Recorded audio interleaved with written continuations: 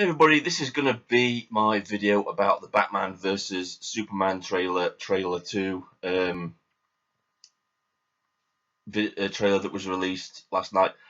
I've watched it about 30 times now, and so I'm going to get to that in a bit. But what I want to get out of the way first is where I've been.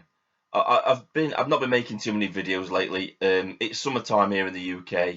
I get hay fever really bad some years, and this year I got it particularly bad. So it makes getting on camera and talking for long periods of time just impossible. I have a sore throat, my eyes are running constantly, and it's just something I just think, no, I'm not going to do it. I mean, I can take hay fever medication, but it just makes me drowsy, and because I work a lot as well, that's just out of the question. So I just grit and bear it and just get on with it.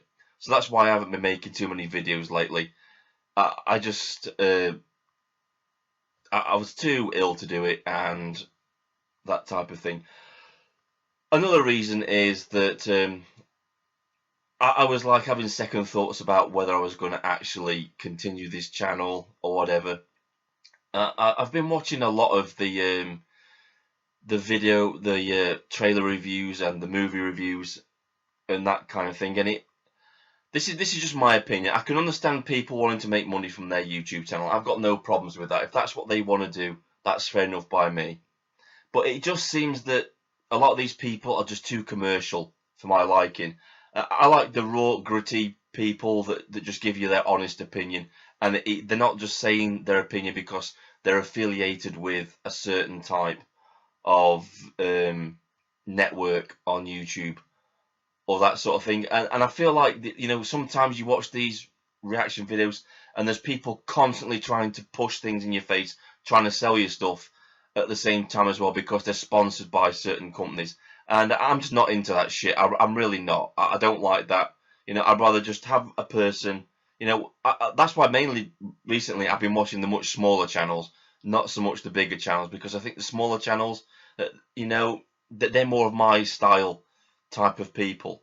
And I think for some people, it's not about their content, it's about how many subs they've got and all that type of thing. And I just can't be doing with that shit. I really can't. The drama of how many subs you've got and all that kind of bollocks. I don't care. I've only got 14 subs and I don't give a shit.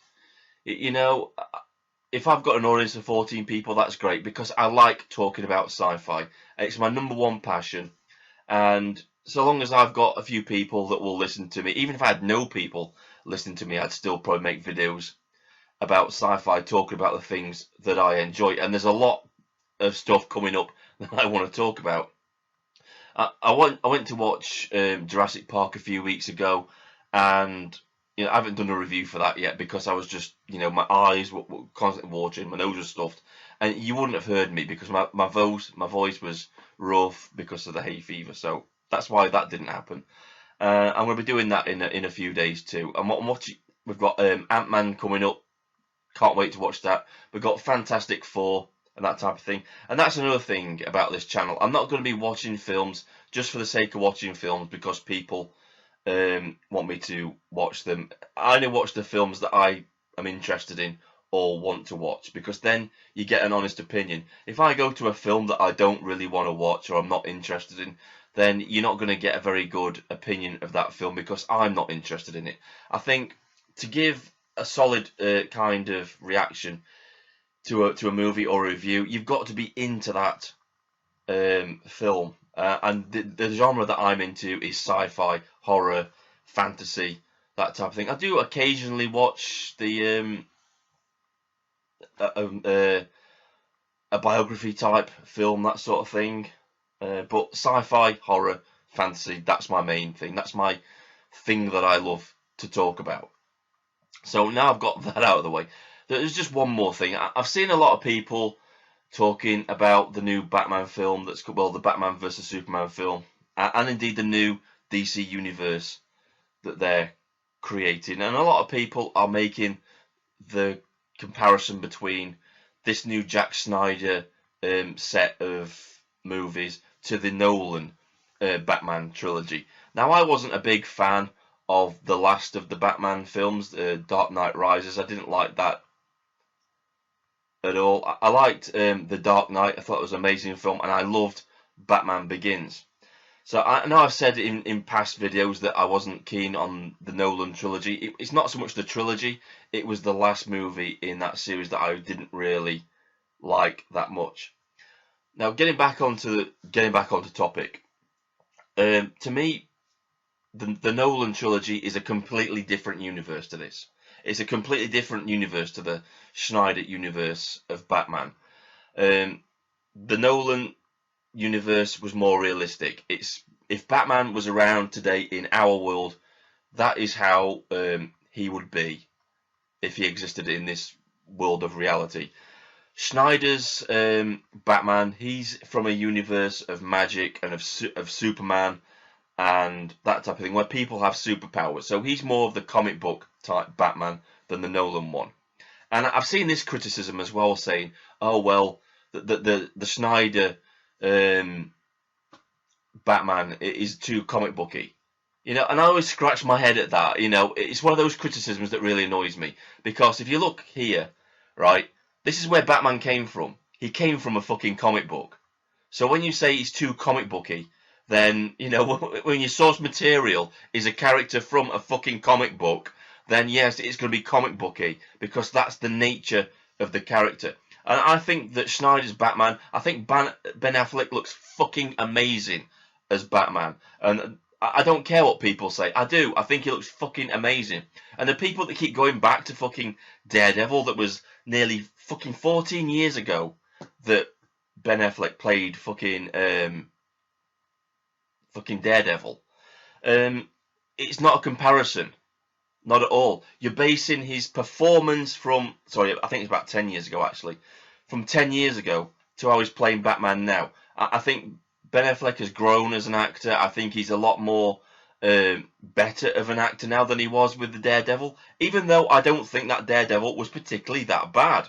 I don't think it was Ben Affleck's fault about that. It was just a story that let it down. I think his portrayal of Daredevil was actually quite good. And I've got to admit, it is a guilty pleasure of mine. I do watch that Daredevil from time to time. Now, it's not a patch on the recent Netflix series, Daredevil, because that is fucking amazing. And I've done a review on that, and I'll leave a link to that in the underbar. But yeah, it's just people like that. All this is subjective. People are going to hate this movie no matter what. And that's just something you've got to accept. And I also see people saying, don't keep attacking the Nolan series. Have respect for it. But then I see these same people attacking the Schneider incarnation of Batman. And I'm there thinking to myself, well, if you're going to get on your soapbox and start criticising the Schneider Batman and making fun of that Batman, but when people come and start taking the piss out of, say, Christian Bale's voice in the Dark Knight trilogy, then just shut the fuck up, because you're taking the piss out of Schneider, and now they're taking the piss out of the fucking Nolan fucking Batman, and you don't like it, even though you've taken the piss out of their Batman. I'm on nobody's side in this. I love Batman. He's been one of my favourite characters since I was a kid, and, that's to say all, really. It's, every incarnation of Batman, with exception of maybe George Clooney's Batman, maybe. Yes, least said about that, the better. Even though I've watched that movie several times, and it's it's a bad movie. It's a bad movie, but I still fucking watched it because it's Batman. And if you love Batman, it doesn't matter the actor that's playing him. So long as it's a decent movie, who cares? As long as it's got a great story, who fucking cares? And there's been many incarnations of Batman, from the Adam West fucking Batman. I used to watch that as a kid, and I used to think that was fucking amazing, even though now, you think, shit, did I really watch that as a kid? And it's really campy, that sort of thing. I recently, I actually watched the original Adam West movie the other day, and, I still got a bit of pleasure from it. I still enjoyed it a bit, but not as much as I did when I was a kid, because that was the only Batman I had when I was a kid, apart from the cartoon series and the comic books. But yeah, I don't understand these people getting so angry about this. It's a comic book character. You know, I'm the biggest Batman fan you could probably get, and you know, I don't care. It's Batman. We're getting Batman on the screen again so soon after the Nolan trilogy. We could have waited another fucking 10 years before we got Batman again. But no, he's here now, and you know, we can enjoy it again. So to the trailer, you know, fucking hell, that was amazing. It really was. I liked the first trailer, the teaser trailer, but this one took it a step further, and it kind of gave you the basic ins and outs of what the story was going to be, and it was just fucking awesome. It really was. It's a much darker Batman, and I've seen a lot of people making comments about his suit and that type of thing. This is taken from the Dark Knight Returns comic book, and he is an older Batman. He's a grittier, bitter Batman. He's coming out of retirement, and that's what Jack Schneider actually said when he was talking on the Comic Con panel. And I'll leave a link to that in the underbar because that's an interesting conversation. He's a bitter Batman. He's, you know, he's kind of, you know, giving up a little bit of his hope and that type of thing. The interesting thing is, from the actual trailer, the writing that he gets, the note that he picks up and he says, "You let your family die," was actually from the Joker. So we've got the Joker in this universe taunting Batman, and on the suit as well. When you look in the trailer, you can see it on his suit, the writing, you know, the joke's on you, Batman. And I just think that's amazing. It's a great way to bring the Joker into this universe. Little snippets of him. And talking about the suit, sorry, I'll get back. I love talking about Batman. He's my favourite character, and I can't get enough of the guy. But if you've noticed, from the very first, well, I'm not going to say the first movie, but it was the first movie where Batman wore armor, and it was kind of like the Michael Keaton Batman. And if you've ever read anything about that, Michael Keaton hated that suit because he could barely move in it. He couldn't move his neck and that type of thing. And Christian Bale had the similar problem with the Dark Knight trilogy Batman suit. He couldn't really move that much in it. It was armored to protect him, but he couldn't move in it. I think it was the last movie where they actually made a fitting where he could actually move his head and that type of thing. And this is where this suit comes in, because although those incarnations of Batman were fantastic, you never really got to see Batman's fighting style awful lot. It was always like with his arms blocking and punching. You never got to really see him do his proper martial arts, because he is basically a fucking ninja, Batman. You know, he trained with the League of Assassins, the League of Shadows, like we saw in Batman Begins. He's fucking lethal, and he's terrifying. And I think you're getting that from this trailer. Batman is supposed to be a terrifying character.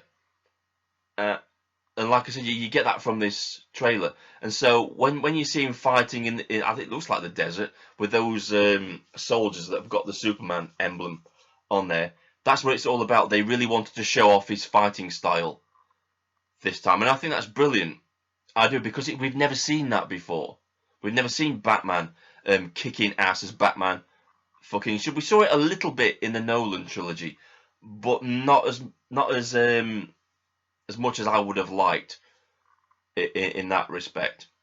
And I love the scene where he's stood there and he's looking up at the sky with the bat signal going, and it's thundering and lightning, and it suddenly goes dark, and all you can see is the Batman eyes. That just so reminded me of Batman the Animated Series. I don't know if anybody's ever watched that or whatever, but that is a fantastic series. If you ever want to watch a really good Batman series, go and watch the animated series, because it's fucking awesome. It really is. Yeah, it just really reminded me of that when it goes dark and all you can see is the eyes.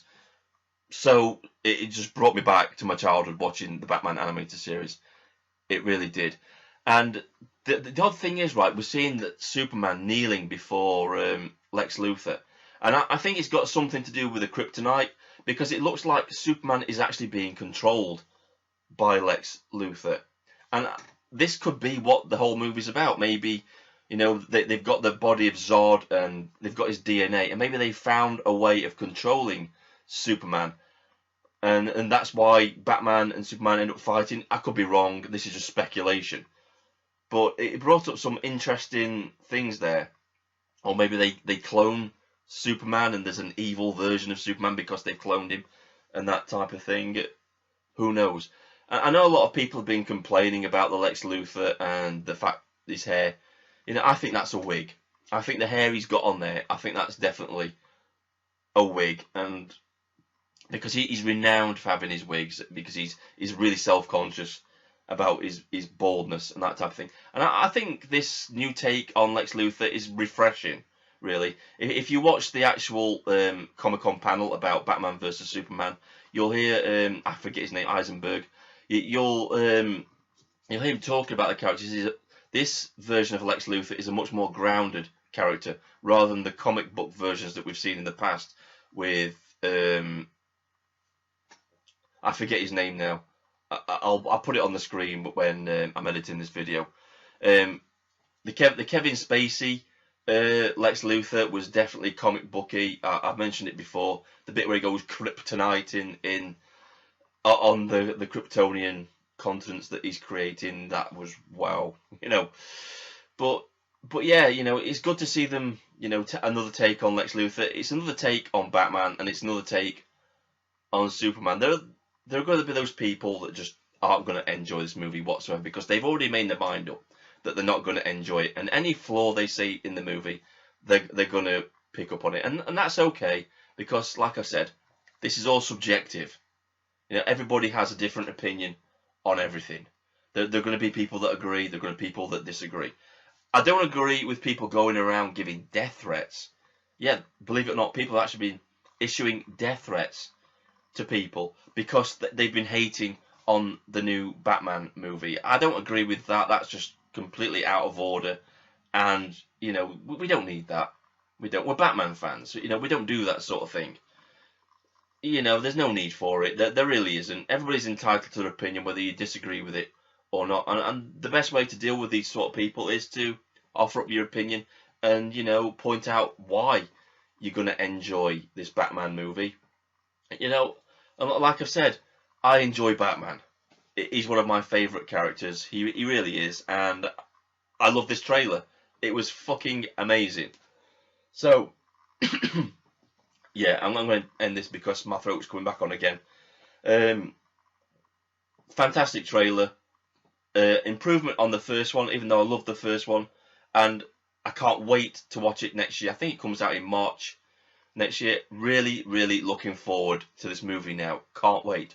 So the next movie review that's going to be coming up is probably going to be Ant-Man next week. So look out for that. I have got a few other reviews that I'm thinking about doing. I've been watching some movies on Netflix lately. Mainly, I watched a Street Fighter one, and it was basically telling the story. It was a live action one. It was basically telling the story of how Ken and Ryu trained with their master and how they got their fighting skills and that type of thing. And it was a million times better than that fucking piece of shit movie that we got with Van Damme way back in the 90s. So I might make a review about that. I don't know yet. But yeah, I watched the Legend of Chun-Li as well. And it was the girl out of Smallville that played Lana. And she was Chun-Li. And I thought that was a fucking brilliant film as well. I was really impressed with that too. So, yeah, maybe do a few reviews for those. Don't know yet. So, keep an eye out. Depends how my hay fever goes. If it comes back, then obviously I'm not going to be doing many reviews. But hopefully it'll go away and I'll be able to do some reviews. So, this is Agent 117. Sign off. Have a great day.